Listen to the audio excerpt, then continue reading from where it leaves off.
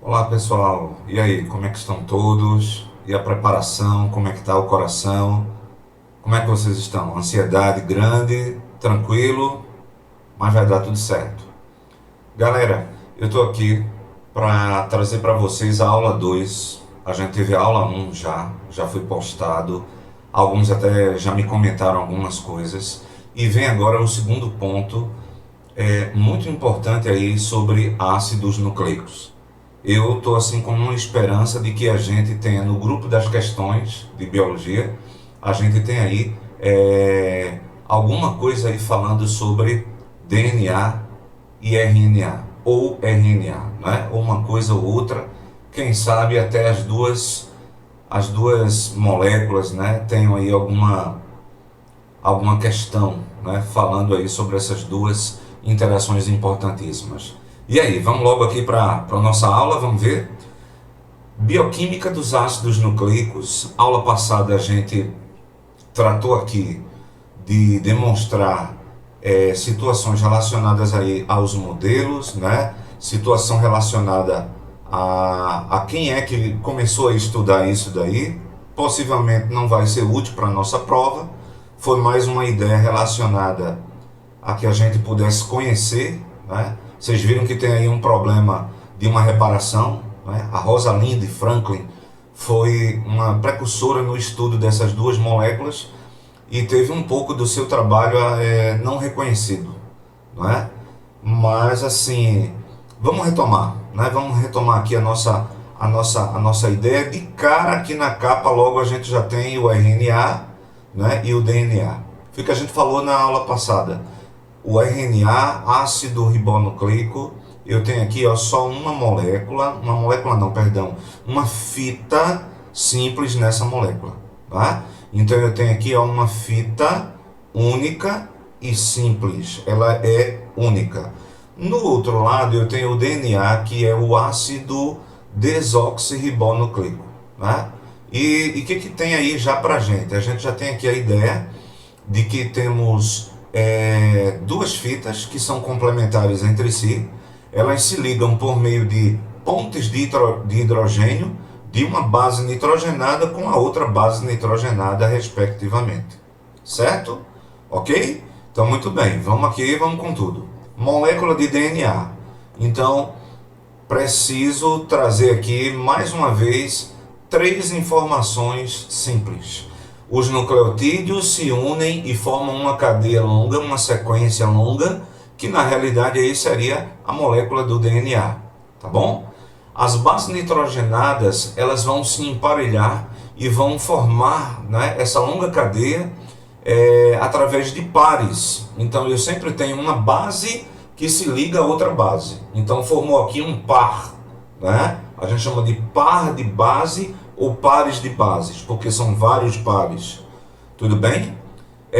E por meio de uma ligação química chamada interação de hidrogênio ou pontes de hidrogênio.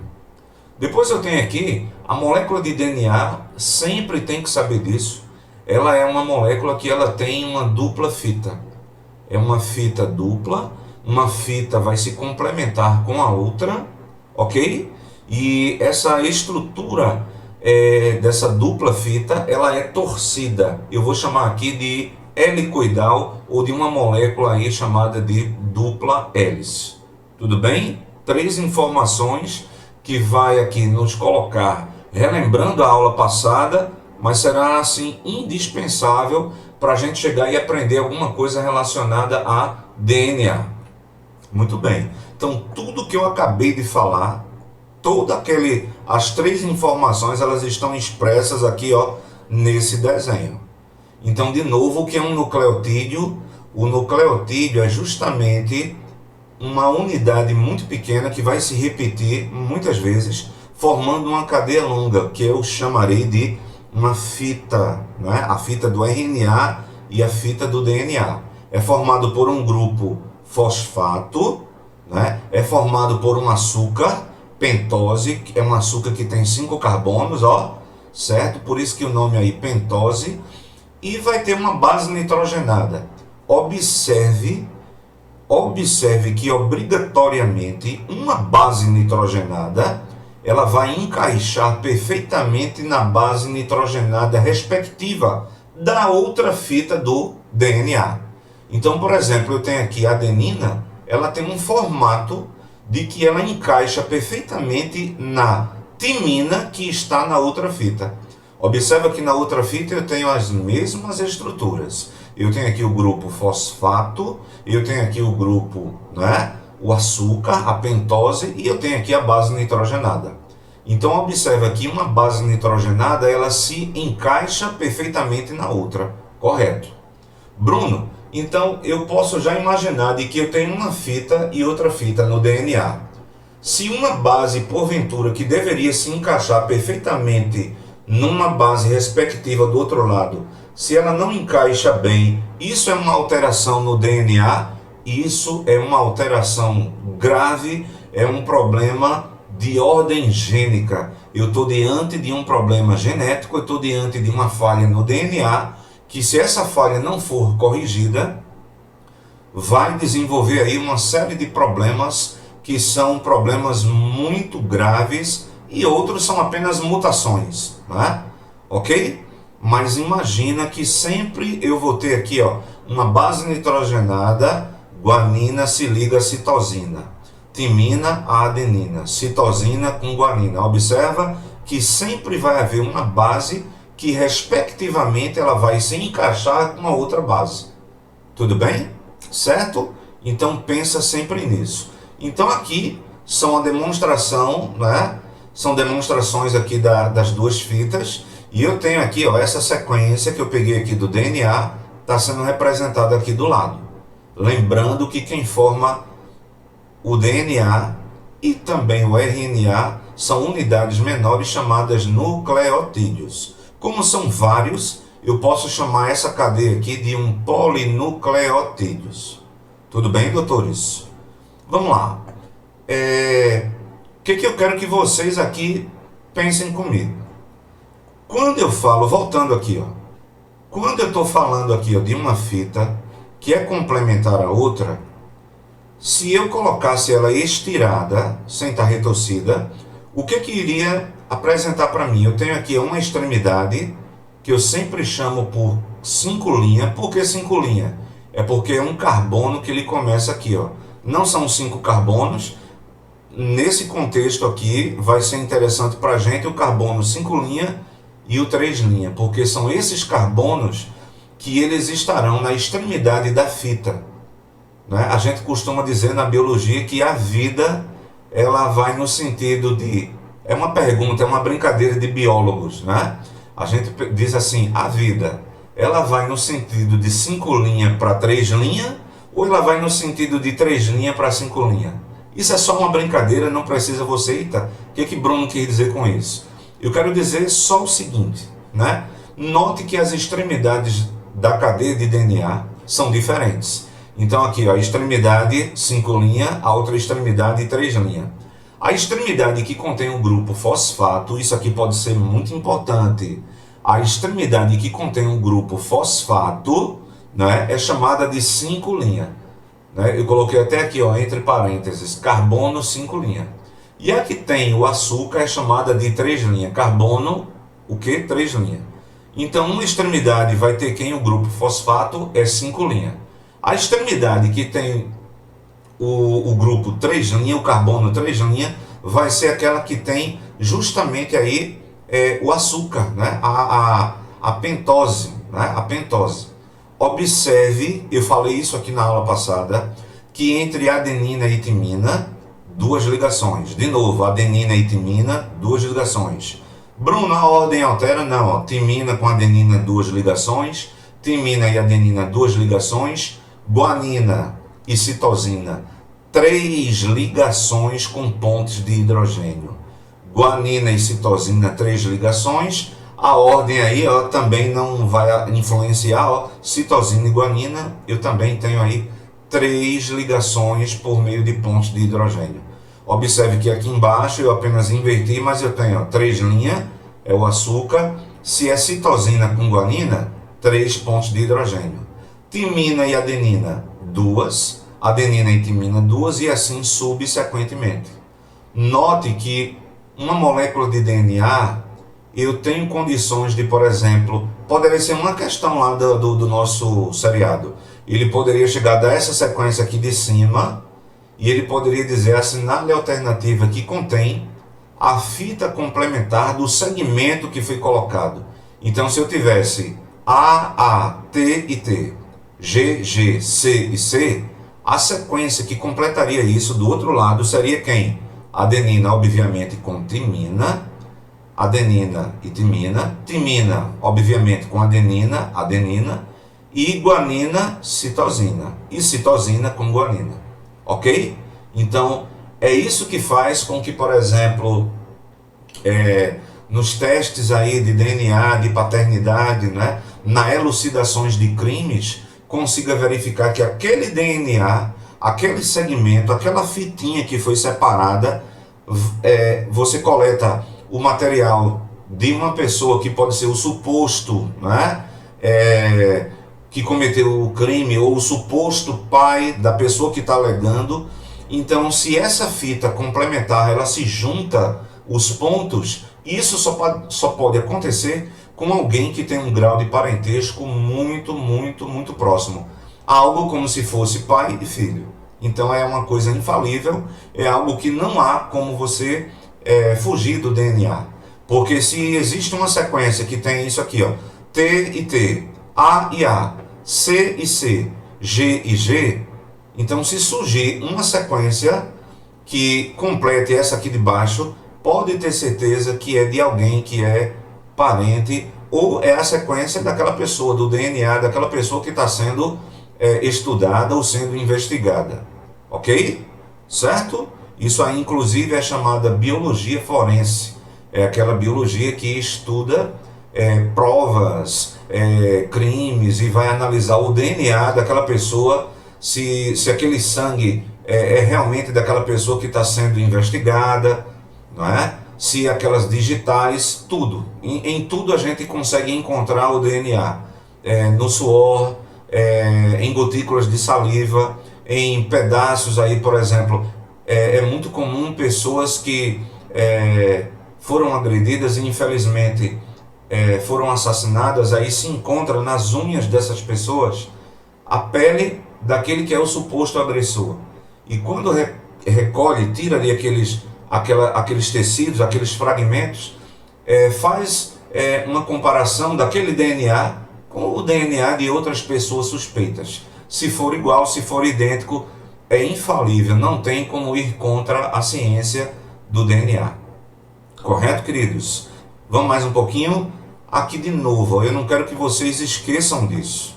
Então, numa extremidade eu tenho carbono 5' que vai combinar lá na outra extremidade o carbono 3'. Então aqui fosfato, e aqui é o grupamento açúcar. Adenina com timina, observa duas pontezinhas. Timina e adenina, duas pontes de hidrogênio. Mas quando eu tenho citosina e guanina, ou guanina com citosina, sempre são 3 pontes de hidrogênio. Tá bom? Então observa que no DNA, obrigatoriamente, uma base ela vai se ligar à outra. Tem que ser respectivamente, se aqui nessa fita é guanina, do outro lado vai ser quem? Citosina. Se aqui em cima é adenina, obrigatoriamente vai ser quem? Timina. E assim, subsequentemente, sempre, sempre, sempre falando de um DNA normal. Ok? Agora chega aí a grande... que isso aqui, inclusive, é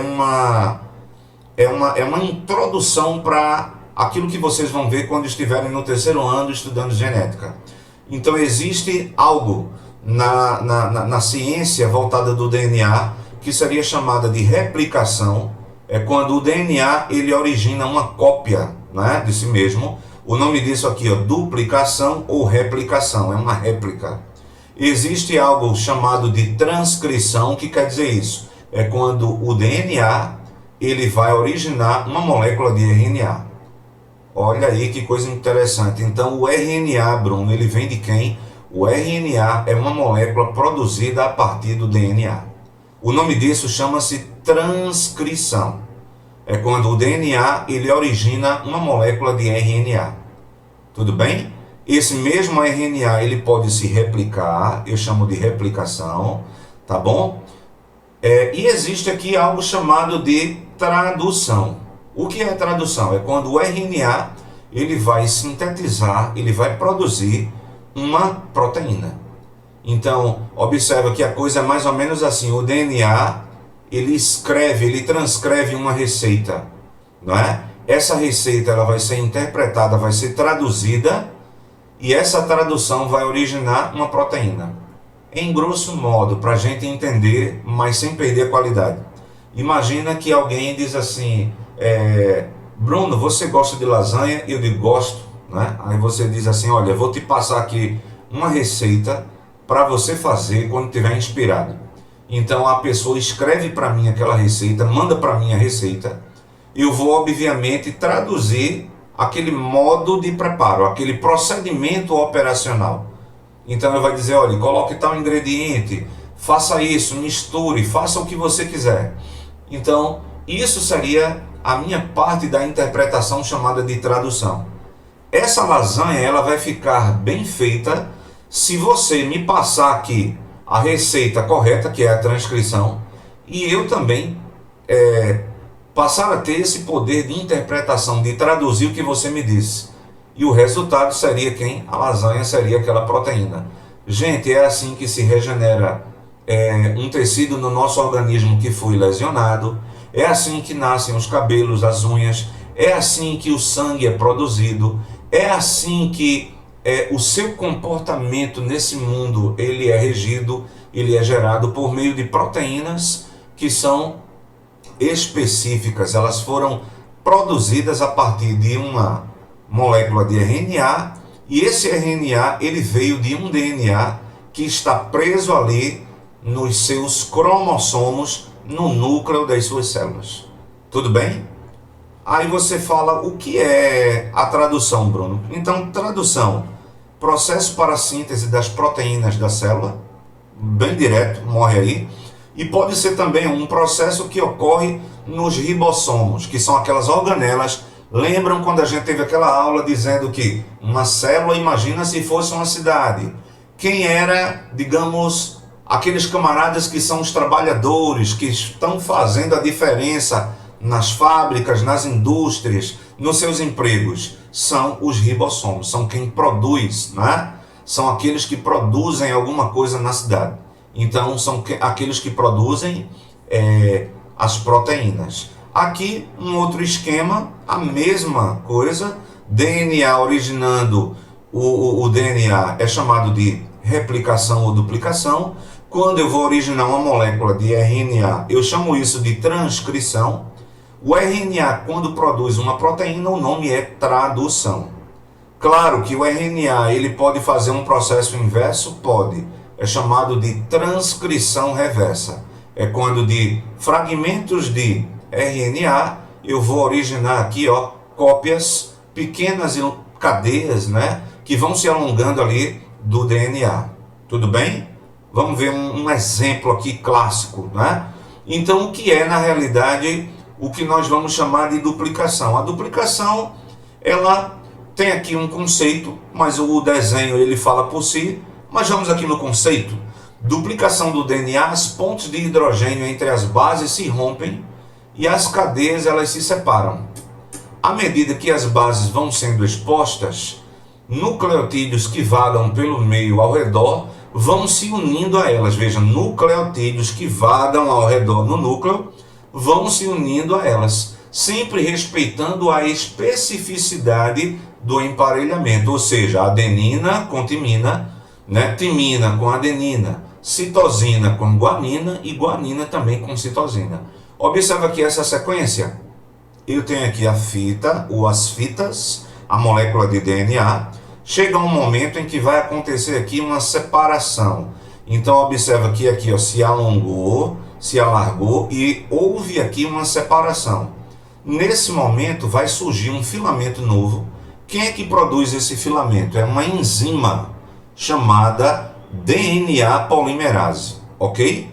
Então os nucleotídeos que estavam aqui vagando, porque estão ali presentes no núcleo, formam aqui, ó, esse novo filamento em amarelo, e observa que eu vou ter uma cópia, né, perfeita da molécula lá em cima. É assim que uma célula pode originar duas. Duas vão originar quantas? 4, e assim subsequentemente. Observe que aqui em preto o filamento original, ou o filamento velho que se abriu, e em amarelo o filamento novo. E observa sempre que ele vai de 3 linhas para quanto? Para 5 linhas. De 5 linhas para 3 linhas. Nunca vai mudar isso. É aquela brincadeira que eu disse, a vida ela caminha para qual lado? 5 linhas, 3 linhas ou 3 linhas, 5 linhas? Né? Essa é uma pergunta que vale $1 milhão. Tá bom? De novo aqui, ó, a mesma ideia. Aqui em rosa, o DNA normal, né? Sem ser copiado, sem ser autoduplicado. Chega um momento em que a fita ela se abre e vai se acoplar aqui uma cadeia nova que está na cor azul. Isso daqui é a chamada duplicação, é a chamada replicação do DNA. É por isso que nossas células se reproduzem, é por isso que crescemos, é por isso que envelhecemos, porque várias e várias cópias do nosso DNA estão sendo produzidas aí constantemente, ok? Quem é que faz isso aqui? São enzimas, eu coloquei aqui em vermelho, o nome dela, DNA polimerase. O que essas enzimas fazem? Aqui, ó, é uma enzima responsável pela síntese de DNA complementar.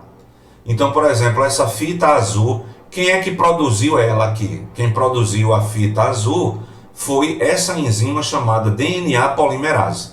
Ela uniu os nucleotídeos que estavam aqui dispersos, ok? E esses nucleotídeos formaram uma fitinha complementar que vai encaixar exatamente aonde tem, olha, aqui teria C. Aí a fitinha complementar tem que ter do outro lado quem? G, porque citosina com guanina. Se aqui tem A na fita rosa, na fita azul vai ter que ter quem? T, que é timina. E assim subsequentemente. Né? No DNA, a adenina liga-se a quem? A timina.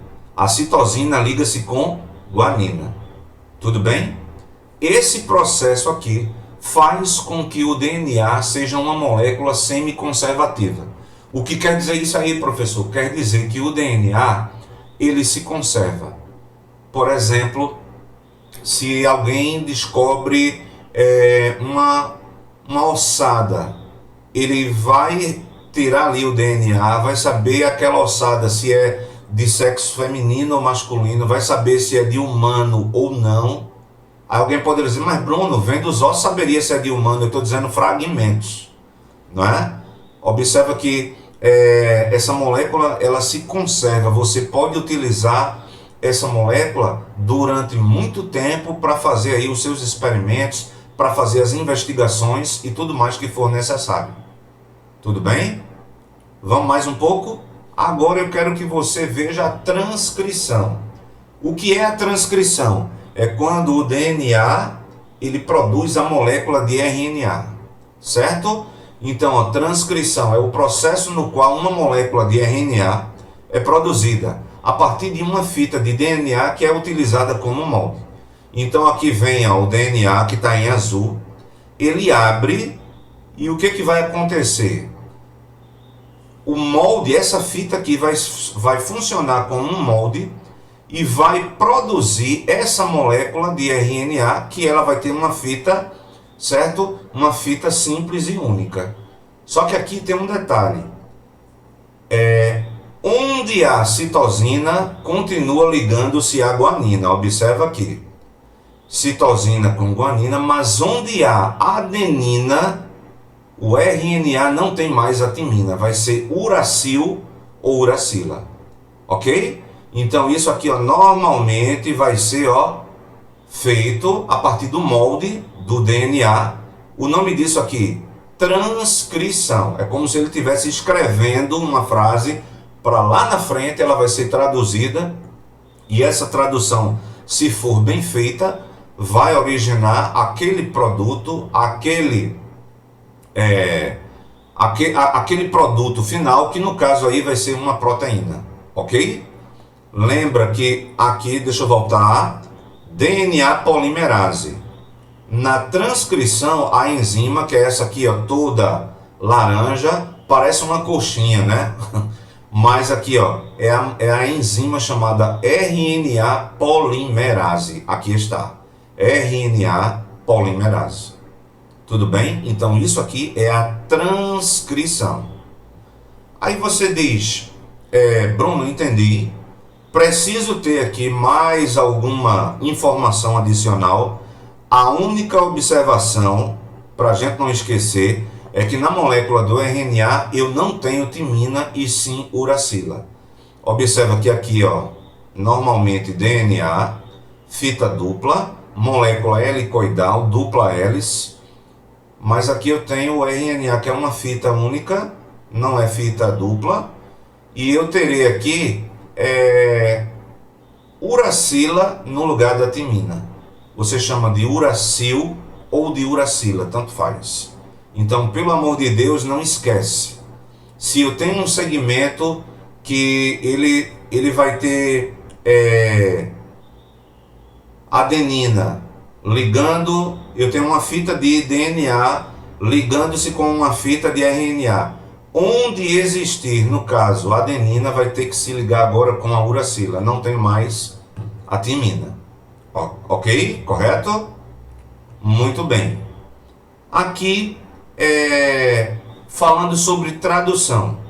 O que é a tradução? É um processo em que há a leitura da mensagem, a mensagem que foi escrita ou transcrita, contida na molécula de RNA chamada de mensageiro, né? Então aqui eu tenho o RNA, aquela fitinha, o DNA serviu de molde, e aqui está ela, o RNA mensageiro, ele está levando a mensagem. Que mensagem é essa, Bruno? É uma sequência contendo ali as bases nitrogenadas, contendo toda a informação que vai chegar aqui e penetrar num ribossomo. Então, quando chega aqui no ribossomo, ele agora vai ser chamado, né, de RNA transportador, porque a mensagem já foi lida e essa mensagem foi traduzida e ele vai agora somente produzir essas unidades aí de aminoácidos que vai ser justamente a proteína. Então, observa o que é o processo de tradução. Eu tenho o DNA, ele abre, surge aqui, ó, uma fita de RNA, o DNA funcionou aqui de molde, e eu tenho agora esse RNA que ele vai caminhar dentro do núcleo com essa mensagem aqui importante, chamado de RNA mensageiro. Ele vai chegar lá nos ribossomos, que tem condições de agregar, de organizar essas sequências, e quando ele organiza isso, ele está transportando essa mensagem já finalizada, já traduzida, com a proteína que é produzida. Essa proteína ela pode ser para várias condições aí que vocês imaginarem. Tudo bem? Aí eu quero que você entenda, para a gente entender definitivamente. O DNA, quando ele produz RNA, é chamado de transcrição. O RNA produzindo uma proteína é chamado de tradução. Observe essa frase que a gente tem aqui, ó. Uma boa mãe ama seu lar. Então a frase que o DNA, digamos que o DNA, ele pegou e escreveu isso. Uma boa mãe ama seu lar. Então você vai produzir com essa frase, não é? Vamos dizer assim, essa mulher, essa boa mãe que vai amar o seu lar. Mas observa, se eu chegasse aqui agora e dissesse, digamos que no momento da transcrição, a letra A foi perdida, a letra A foi retirada. Aí eu pergunto a vocês, a frase final, ela seria uma frase correta ou incorreta? Obviamente seria uma frase incorreta. Algo que eu tenho aqui, ó, uma boa mãe ama seu lar, eu tenho agora o quê? seu LR. Então eu não tenho mais aquela frase certa. Então a retirada de uma letra, a retirada de uma base, implicará na alteração do DNA, na alteração do resultado final. Ok? Então observa, transcrição É o DNA que passou ali aquela receita, uma receita de bolo, vamos dizer assim, né? Uma receita de bolo, né? Então ele transcreveu. Se eu tenho condições agora de entender essa receita, é a tradução, é a interpretação. Essa interpretação eu vou aqui transformar no meu produto final, que é a proteína. Tudo bem? Certo? Eu sei que vocês verão isso aí na genética, mas é somente uma ideia aqui para vocês. O que são mutações gênicas? Mutações, o nome já está dizendo, são mudanças que ocorreram naquela sequência ali de DNA.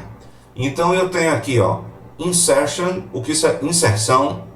É quando eu tenho aqui a sequência, ó, guanina, né? Timina, citosina, guanina, timina, adenina, citosina. Observa que uma sequência a mais, ela entrou aqui. Então eu só tinha uma moléculazinha, só tinha uma basezinha, citosina, aí apareceu outra. Nem tenha dúvida que, veja, guanina, ela vai conseguir, não é, se ligar, mas do outro lado da fita vai precisar, vai faltar, não é? É como se eu dissesse assim, ó, cada um desses aqui já tem seu par certo. Se entrar uma a mais, eu preciso colocar uma a mais na outra fita, algo que não acontece, né? Então, só para você ter uma ideia dessas mutações, o que elas originam, tem aqui uma síndrome chamada síndrome de Progéria, que é o envelhecimento precoce. Só para você ter uma ideia, é como se para essas pessoas que são portadoras dessa síndrome, um dia equivale a algo em torno de 4 a 6 ou até 8 semanas quando é muito severo. Então, por exemplo, a gente tem aqui do lado duas crianças, uma garotinha que tem aqui, ó, seus 9 anos de idade, e uma garota que também tem 9 anos de idade. São amigas, não é? Mas observa como ela tem um aspecto muito diferente da criança. Já tem um semblante de uma pessoa idosa. Já é como se fosse uma pessoa que tivesse ali seus 80, seus 70 e poucos anos. É uma coisa um tanto quanto triste, porque essa síndrome, essas crianças que têm aí esse envelhecimento precoce, dificilmente chegam aos 15, 16 anos. Né? Tem a história aqui desse garotinho, né? Que vê a idade aqui dele. Né? Ele tem aí seus 13 anos, mas ele já tinha um corpo e ele já tinha todas as doenças de uma pessoa que teria uma idade entre 75 e 80 anos. Causou uma comoção, né?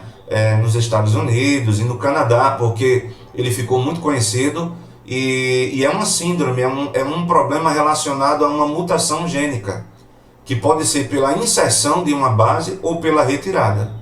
Se eu tenho aqui a inserção, imagina aqui a retirada. Eu tenho aqui a sequência guanina, timina, tudo certinho. Mas observa que a adenina ela foi retirada daqui, ó. Se ela foi retirada, eu tenho agora uma deleção, foi deletada. Ela saiu daqui. Isso vai gerar uma complicação, um problema mais grave. Nem sempre as mutações gênicas, elas são para causarem problemas, para causarem sofrimento e trazer síndromes que são graves, não é? Muitas das mutações, elas ocorrem nos organismos por conta do ambiente onde vivem e por conta da atividade que fazem. Por exemplo, aqui eu tenho quatro tipos de 4 aves que são a mesma espécie, são espécies próximas, mas é o mesmo tipo de ave, mas que de acordo com o ambiente onde eles residem, onde é o seu habitat, elas terão bicos diferentes por conta do tipo de alimento que ingerem. Então, por exemplo, essas aves foram encontradas nas Ilhas de Páscoa. Essas aves elas foram encontradas também na Patagônia, no Canadá. Então, em cada região, de acordo com o ambiente, de acordo com o que elas consomem, elas terão aí, por exemplo, o formato dos bicos muito diferenciados. Por exemplo, essa aqui que tem um bico mais fino é porque ela suga o néctar de algumas flores, não é? Então as flores, eles vão sugar, vão retirar ali o néctar, é uma atividade. E as outras que tem esse bico mais assim, mais robusto, não é? Mais assim, um bico maior, mais forte, inclusive, é porque eles também desenvolvem atividades de competição e têm hábitos também aí de serem carnívoros. Ok, doutores?